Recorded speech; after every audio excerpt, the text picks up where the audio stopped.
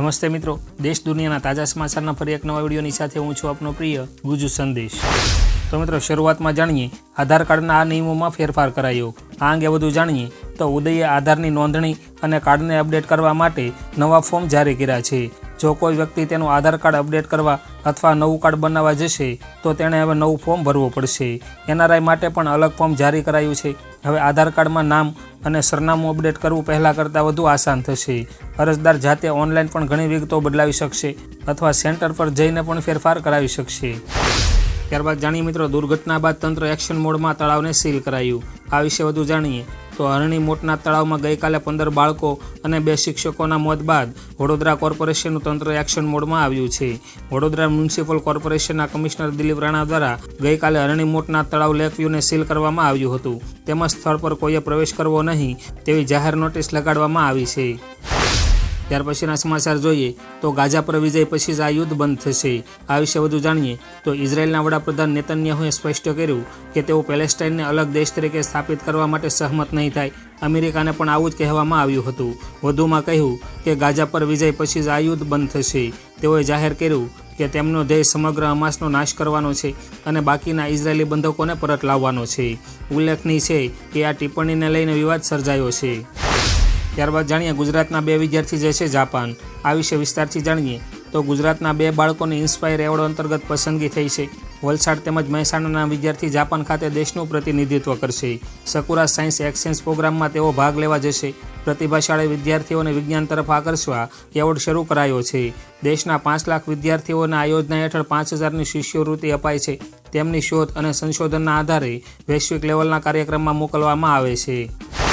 ત્યાર પછીના સમાચાર જોઈએ તો 2 દેશના તણાવની અમેરિકાને ચિંતા। આ વિશે વધુ જાણીએ તો ઈરાન અને પાકિસ્તાન વચ્ચે તણાવ બાબતે અમેરિકાએ ચિંતા વ્યક્ત કરી છે। જગત જમાદારે બંને દેશોને સંયમ રાખવા કહ્યું છે। આ મામલો વધારવાની કોઈ જરૂર નથી। આ બાબતે પહેલાં પણ ઘણી વખત વાત કરી છે। અમે સઘન રાજદ્વારી પ્રયાસો હાથ ધર્યા છે। પાકિસ્તાને આપેલા નિવેદનની પણ અમેરિકાએ નોંધ લીધી છે। પાકિસ્તાન અમેરિકાનું મુખ્ય બિન નાટો સહયોગી છે। ઈરાન હિઝબુલ્લાનું ફાઇનાન્શિયલ સમર્થક છે તેમ પ્રવક્તા મેથ્યુ મિલરે કહ્યું હતું। ત્યાર પછીના સમાચારની વાત કરીએ તો રામ મંદિરની પ્રાણ પ્રતિષ્ઠા પહેલાં ઇન્ડિયા પાકિસ્તાન બોર્ડર પર હાઈ એલર્ટ। તો મિત્રો, રામ મંદિરની પ્રાણ પ્રતિષ્ઠા અને ગણતંત્ર દિવસ પર સુરક્ષાને ધ્યાનમાં રાખીને ભારત પાકિસ્તાન બોર્ડર પર હાઈ એલર્ટ જાહેર કરવામાં આવ્યું છે। ભારત પાકિસ્તાન સરહદે BSFનું ઓપરેશન સરદવા શુક્રવારથી શરૂ થશે અને 27 જાન્યુઆરી સુધી ચાલશે। શિયાળામાં ગાઢ ધુમ્મસ અને ઝાકળનો લાભ લઈને કોઈપણ પ્રકારની ઘૂસણખોરીને રોકવા માટે સરહદ પર BSFના જવાનો હાઈ એલર્ટ પર છે। ત્યાર પછીના સમાચાર જોઈએ તો 182 વિદ્યાર્થીનીઓ ચલાવશે ગુજરાત વિધાનસભા। આ વિશે જાણીએ તો 24 જાન્યુઆરીએ બાલિકા દિવસ છે। આ દિવસ માટે મોક વિધાનસભા યોજાશે। દરમિયાન 182 વિદ્યાર્થીનીઓ તેજસ્વીની બાલિકા વિધાનસભા તરીકે ગુજરાત વિધાનસભા ચલાવશે, જેમાં વિપક્ષ, સ્પીકર, CM અને મંત્રી વિદ્યાર્થીનીઓ બનશે। મહિલા નેતૃત્વ વધે તે હેતુથી આ કાર્યક્રમ થશે। 23 જાન્યુઆરીએ પ્રેક્ટિસ થશે, પછી 24 જાન્યુઆરીએ પ્રથમ સત્ર યોજાશે। CM અને વિધાનસભા અધ્યક્ષ ઉદ્ઘાટન સત્રમાં હાજર રહેશે। ત્યાર પછીના સમાચાર જોઈએ તો પાકિસ્તાને ગુજરાતની બોટોનું અપહરણ કર્યું। આ અંગે વધુ જાણીએ તો પાકિસ્તાને ગુજરાતના માછીમારોની 2 જેટલી બોટનું અપહરણ કર્યું છે। પાકિસ્તાન મરીન સિક્યુરિટીએ બંને બોટ IMBL આંતરરાષ્ટ્રીય બોર્ડર નજીક હતી અને ત્યાં ફિશિંગ માટે પહોંચી હતી ત્યારે તેમનું અપહરણ કર્યું છે। આ બંને બોટ પોરબંદરથી ઉપડી હતી। હાલમાં સુરક્ષા તપાસ એજન્સી દ્વારા બોટ અંગેની માહિતી મેળવાઈ રહી છે અને આગળની તપાસમાં લાગી ગઈ છે। નોંધનીય છે કે પાકિસ્તાન દ્વારા વારંવાર આવા કૃત્યો કરવામાં આવતા હોય છે। જાણી લો આ વાત, ક્યાંક અધૂરા ના રહી જાય દર્શન। આ અંગે વધુ જાણીએ તો ભગવાન રામના બાળ સ્વરૂપના દર્શન માટે લોકો આતુર છે।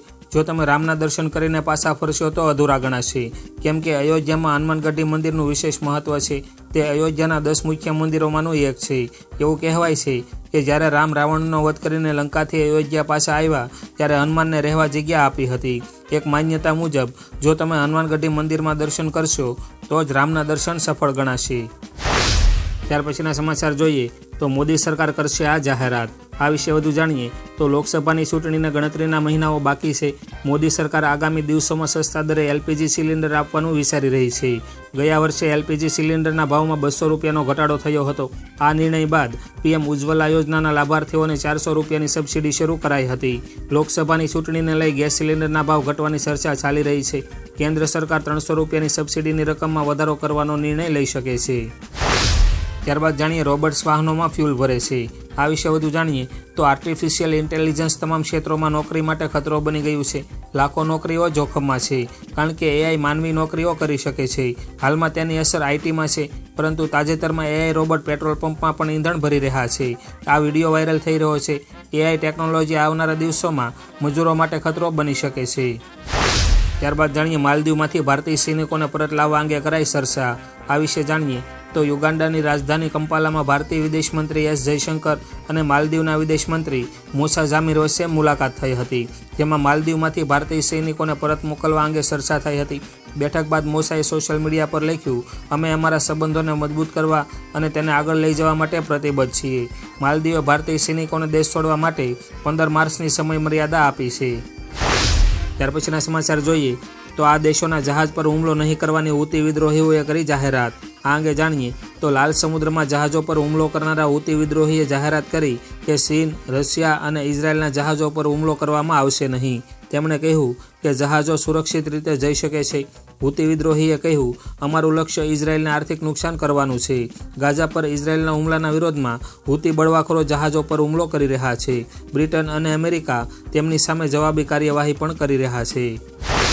ત્યાર પછીના સમાચાર જોઈએ તો ખડગેએ કહ્યું કે કોંગ્રેસ એક રાષ્ટ્ર એક ચૂંટણીના વિચારોનો વિરોધ કરે છે।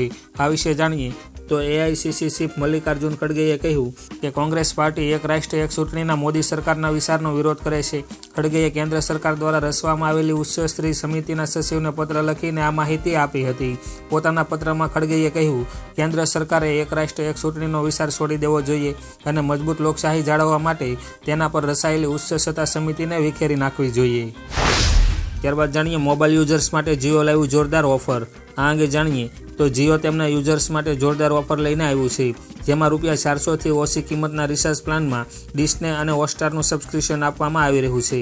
પ્લાનની કિંમત ₹388 છે, જેની 28 દિવસની વેલિડિટી છે। આ પ્લાનમાં રોજના 2 GB ડેટા એટલે કે કુલ 56 GB ડેટાનો લાભ મળશે। આ ઉપરાંત બધા નેટવર્ક પર અનલિમિટેડ કોલ અને રોજના 100 SMS પણ લાભ મળશે। ત્યાર પછીના સમાચાર જાણીએ તો 1993માં બની હતી અરણી કરતાં પણ આ ગમખ્વાર દુર્ઘટના। આ વિશે જાણીએ તો વડોદરાના અરણી તળાવમાં બોટ પલટી જતા 15 વિદ્યાર્થીઓ અને 2 શિક્ષકોના મોત નીપજ્યા હતા। આ ઘટનાએ 1993ની વડોદરાની સુરસાગર તળાવની ઘટનાની યાદ અપાવી છે। વર્ષ 1993માં જન્માષ્ટમીના દિવસે સુરસાગર તળાવમાં બોટિંગની શરૂઆત કરાઈ હતી। જે સમયે 20 વ્યક્તિઓની કેપેસિટીવાળી બોટમાં 38 લોકોને બેસાડી દેવાયા હતા, જેના કારણે બોટ પલટી જતાં 22 વ્યક્તિના મોત થયા હતા। તો મિત્રો, આજના તાજા સમાચારના આજના વિડીયોમાં બસ આટલું જ। વિડીયો પસંદ આવ્યો હોય તો વિડીયોને લાઇક કરજો, વિડીયો આપના મિત્રો દોસ્તો સાથે શેર કરજો અને ગુજ્જુ સંદેશ ચેનલ પર નવા હો તો ચેનલને સબસ્ક્રાઈબ કરી ચેનલ સાથે જોડાઈ જજો, જેથી આ ચેનલ પરથી આવતા તાજા સમાચારના વિડીયોની અપડેટ આપને સમયસર અને સૌથી પહેલાં મળતી રહે। તેમજ આપના કાંઈ પ્રશ્નો અથવા તો સૂચનો હોય તો કોમેન્ટ બોક્સમાં કોમેન્ટ કરીને જરૂરથી જણાવજો। તો મિત્રો, આજના આ વિડીયોમાં બસ આટલું જ। ફરી મળીશું નવા વિડીયોમાં નવા સમાચાર સાથે। તો ત્યાં સુધી રજા લઈએ, આવજો।